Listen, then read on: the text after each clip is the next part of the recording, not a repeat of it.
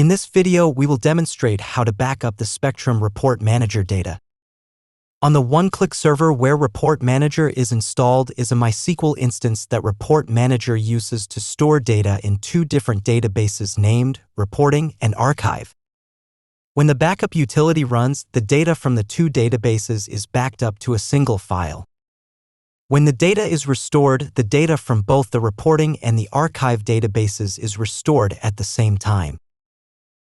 The backup utility for these databases is run on the one-click server where Report Manager is installed.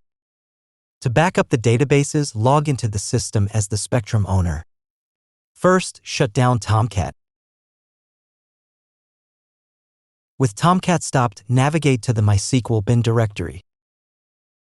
From the bin directory, use the MySQL dump utility to back up the Reporting and Archive databases.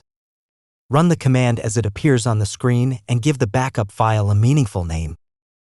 It's important to note that if the backup file name that you supply is for a file that already exists, that file will be overwritten during the execution of this command.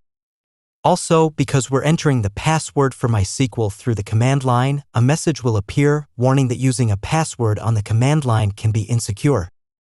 In this case, it is safe to disregard this message.